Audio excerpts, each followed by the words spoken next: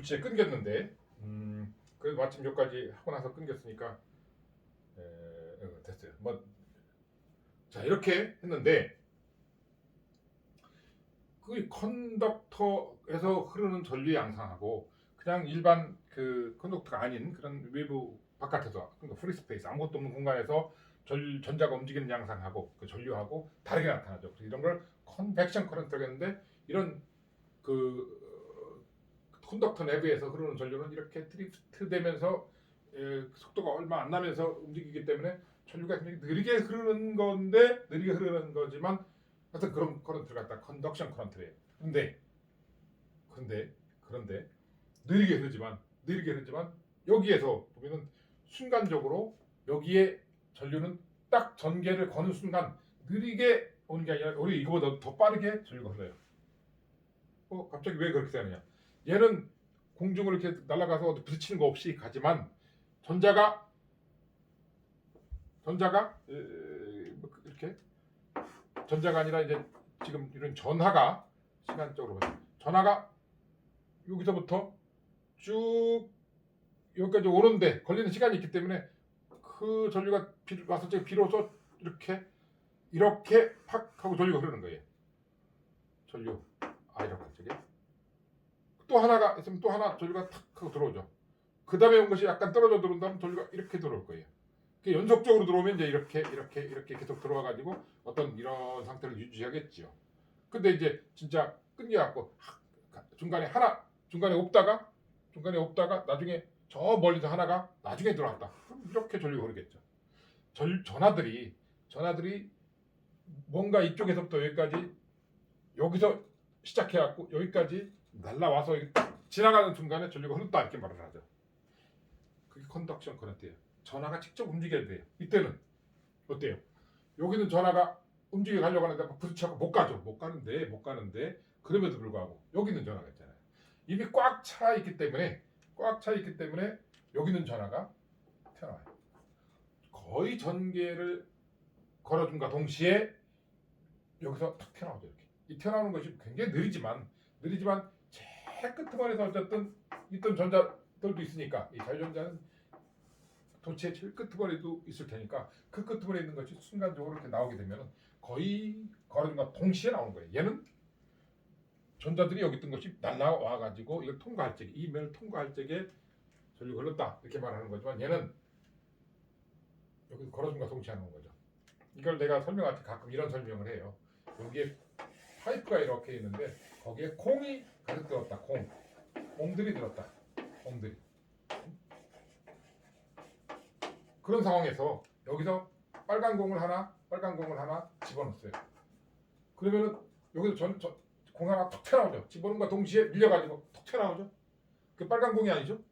빨간 공이 나오는 게 아니라 이게 만약에 마지막에 파란 공이었다고 한다면 이거 빨간 공을 넣는데 이쪽에 나오는 것은 파란 공이 나와요. 파란 공이. 그러니까 여기에 들어간 전자가 여기 나와서 전류가 흐른다 이렇게 말하는 게 아니라 들어갔지만 이 끝에 있는 전자가 나온다는 거죠.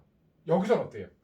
전류가 이렇게 흐른다라고 할 적에는 이 전자가 이걸 통과할 적에 그 전자가 이렇게 빨간 전자가 통과할 때는 빨간 전자, 파란 전자가 통과할 때 파란 전자 그렇게 전자가 그 전하 하나하나가 통과할 때 그것이 전류가 되는 건데 여기서는 끄트머리에서 들어갔다 할 적에 나오는 것은 이 안에 이미 차있던 자유전자들이 나오는 것이죠. 이런 것과 이것이 컨벡션 커런트와 컨덕션 커런트를 구별하는 큰 그런 차이인 것이죠. 그래서 이걸 컨덕션 커런트, 얘를 컨벡션 커런트라고 하는 거죠. 그래서 대류전류, 얘는 도전전류 또는 전도전류. 우리말로는 이거 적을까요? 도전전류 또는 전도전류.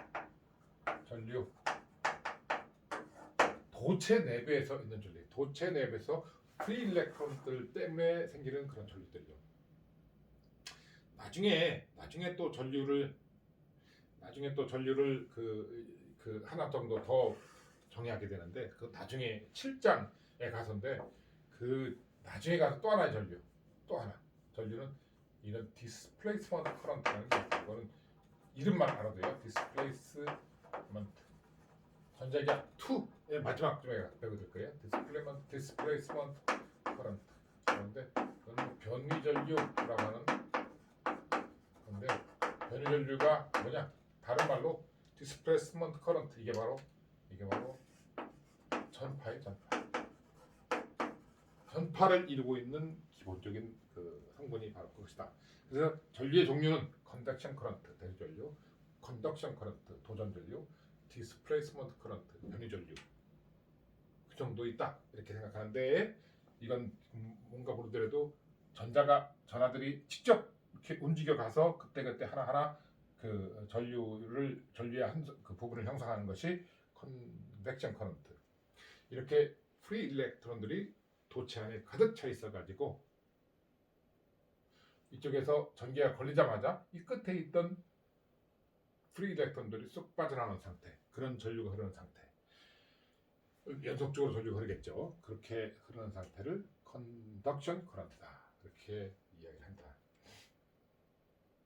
그런데 이제 여기 또 이렇게 생긴 어떤 단면이 균일한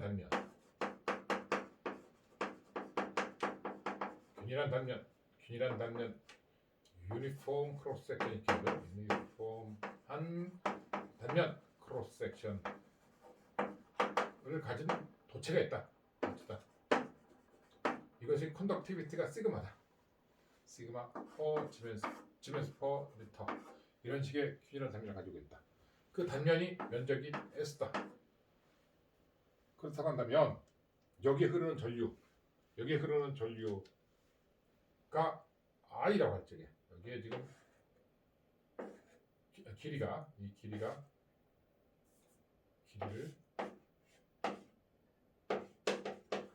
L이라고 할까? 여기에 전압을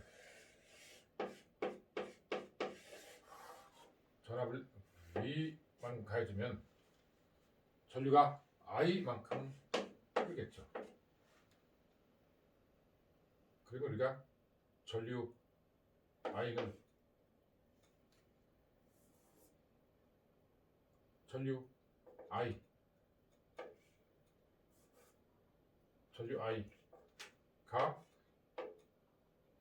전압을 얼마큼 걸어줬느냐에 따라서 전압을 많이 걸면 많이 걸수록 전기가 강하니까 강한 전기에 걸렸으니까 강한 전기에 걸리니까 전류가 더 많이 흐를 거예요.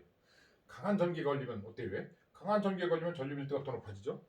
강한 전기에 걸리면 전류 밀도가 더 높아져요. 마찬가지 여기서도 그래요. 강한 전기에 걸리면 이 전류가 더 많이 흐르죠. 강한 전기가 걸리면 속도가 빨라지니까 전류 밀도가 더 높아져요. 이렇게 강한 전기에 걸리면 전류가 더 많이 흐르니까 그 비례관계 있어요. 비례관계 있는데 그 비례관계 전압이 걸리면 전류가 흐르는데 전압 V만큼 어떻게 전류가 I만큼 흐르면 그때의 이 비례 두 개의 B 이게 비례하는데 그 비례상수 내지는 비례한 값을 R 해가지고 저항이라고 하죠. 저항. 이걸 전압을 걸어주면 전류가 흐르는데 많이 흐르기도 하고 적게 흐르기도 해요. 그것이 전압을 걸어주면 더 많은 전류가 흘러야 되는데 이게 만약에 이 B가 작다고 한다면 뭔가 전류가 흐름을 방해하는 게 많은 거고 이 B가 크면은 전류 흐름을 방해하는 게 많은 거고 이게 큰 값인데도 이게 작게 걸리면 커지는 거죠. 이게 큰데도 이게 작으면은 뭔가 방해하는 요소가 많은 거예요. 이게 작게 가는데도 이게 크게 흘렀다. 그러면 이 값은 작아지는 거니까 방해하는 요소가 작아지는 거죠. 그래서 이 값은 방해하는 요소다 해갖고 방해하는, 저항하는. 그래서 이렇게 정의하는데 이걸 저항이라고 합니다. 저항. 레지스턴스.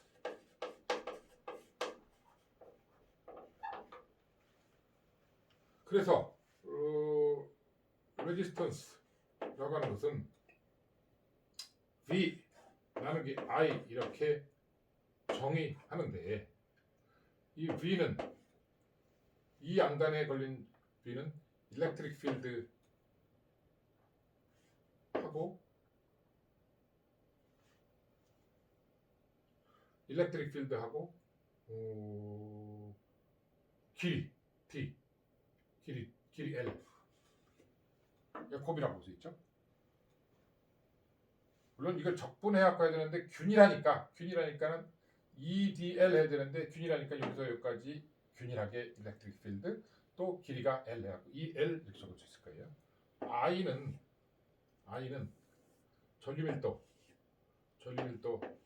곱하기 J 쓸 수 있겠죠. 전류밀도 J 곱하기 면적. 이제 방향이 같다고 치면은 이제 이거 면적과 전류밀도의 방향이 같으면 J S 이렇게 쓸 수 있는데 물론 여기서 아예 이렇게 벡터로 다 해서 이렇게 적어도 돼. 이렇게 적어도 돼. 벡터로 방향이 조금씩 서로 다른 걸 가정해서 이렇게 쓸 수도 있죠.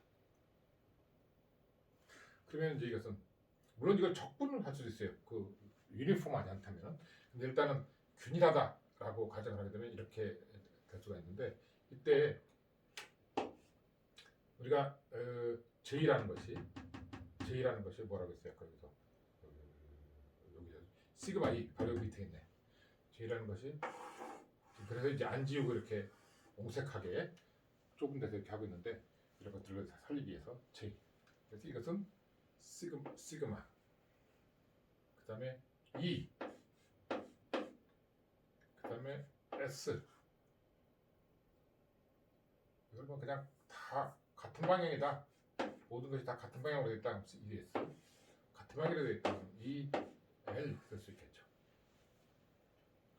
그래서 이것을 약분하게 되면 이것은 L 그다음에 여기 S 시그마분의 1이 된다. 그래서 우리가 저항은 이렇게 말해요. 저항은 길이에 비례하고 이렇게 이런 식으로 길이에 비례하고 단면적에 반비례해요. 단면적이 넓으면 저항이 덜해요. 단면적이 가나다랄수록 저항이 커져. 당연히 그렇겠죠. 뭔가 좁은 틈을 막 비집고 가야 되니까. 넓으면 공간이 넓으니까 이제 뭔가 더 저항이 적게 지나갈 수 있겠죠. 그리고 길이가 길면 길수록 헤쳐나가야 될 길이 더 머니까 저항이 더 커지죠. 지금 나온 거지만 이렇게 우리 그 해석을 그렇게 할 수 있어요. 저항은 그렇게 길이에 비례하고 길이가 길면 길수록 저항은 커지는 거고 단면적에는 반비례하고 그런데 그때 비례상수가 뭐냐? 시그마분의 1인데 여기서 이걸 갖다가 저항률 로라고 해서 이걸 2로하고는 다른 거예요. 그러니까 뭐 하긴 그렇다. 시그마분의 1 그대로 씁시다. 그래서 이것을 우리 시그마분의 1을 저항률이라고 해요. 저항률을 로라고도 쓰는데 로라고 쓰니까 혼동되니까 쓰지 않을게요. 그냥 저항률 이렇게.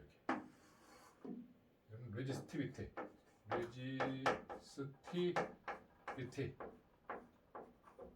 레지스티비티라고 하죠. 그 저항이라는 것은 길이에 비례하고 단면적에 반비례하고 그 비례상수를 저항률. 또 그런 저항률이라는 것은 도전율의 역수 시그마분의 1이 돼요. 도전율의 역수 시그마분의 1. 그러면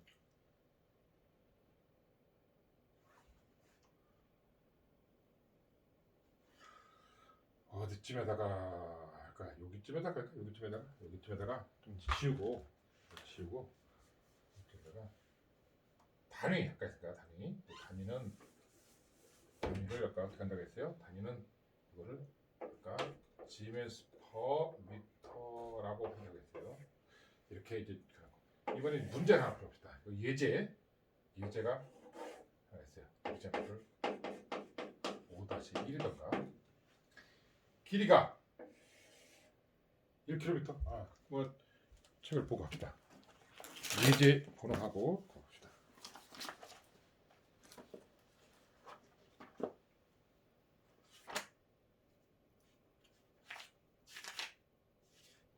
벌써 이만큼 했네. 5-2군요. 5-2는 뭐였지? 5-2네요. 여기서 보면은 1km 와이어가 있는데 1km에 컨덕터가 있는데 반지름이 1mm래요. 5-2네요. 반지름 1mm인 와이어가 1km짜리겠대요. 굉장히 긴 와이어네요. 이것의 저항을 보라. 저항이 뭐냐? 구리 일적에 또 알루미늄 일적에 구별해서 한번 구해봐라. 저항을 구한다. 어떻게 구하느냐? 이렇게 하면 되겠죠. R은 구리인 경우 생각합시다. 컨덕티비티가 얼마예요? 5.8 곱하기 10의 7승. 아까 여기 했죠? 5.8 곱하기 10의 7승. 구리가 그래. 구리 1. 그리고 아까 여기 뭐랬어? S분의 L. 길이가 1km겠지. 1000m. 그리고 단면적 파이 R제곱 1mm 제곱 곱하기 10의 마이너스 3승의 제곱 이렇게 되네요. 그리고 이제 알루미늄 같은 경우에는 다른 건 다 똑같은데 여기가 3.54로 달라지죠. 3.54 곱하기 10의 7승분의 1. 그 다음에 파이 10의 마이너스 3승의 똑같이 제곱 1000 계산하면 되는데 계산의 결과가 5.49 8.99더라. 단위는 아이고 저항의 단위 안 했네. 아까 저항의 단위 이렇게 저항해놓고 저항의 단위는 볼트 퍼 암페어인데 여기서 단위 이게 그러네. 저항의 단위 볼트 퍼 암페어인데 이 볼트 퍼 암페어라는 단위를 오음이라고 바꿔 쓰고 있죠. 오음은 오음의 법칙을 발표한 독일 과학자 오음을 따고 오음이라는데 오음 쓰려고 단위 그 오음의 첫 글자 오자를 쓰려고 하다 보니까 0처럼 보이는 거예요. 0처럼 보이고 또 그거 아무 의미 없는 것처럼 보이는 거예요. 그래서 오자하고 가장 닮은 다른 대문자를 쭉 찾다 보니까 오메가 대문자가 나왔어요. 그래서 오메가라고 쓰는 거예요. 오메가도 사실은 요즘에는 굉장히 사실 타이핑할 적에 쓰기가 힘든 그런 그 문자죠. 그래서 이거는 사실 아예 이렇게 문자로 OME 이렇게 적어주게 돼요. 오음. 그래서 그 오음 이걸 오음이라고 하죠. 이걸 단위를 이렇게 했고 이걸 적에는 오음 이렇게 했죠. OHM 오음 이렇게 했죠. 이게 바로 이제 저항의 단위이면서 저항값은 이렇게 된다. 이 다음에 혹시 보완할 일이 있으면은 이 다음 내용을 하면서 또 보완하도록 하죠. 여기까지 일단 하죠.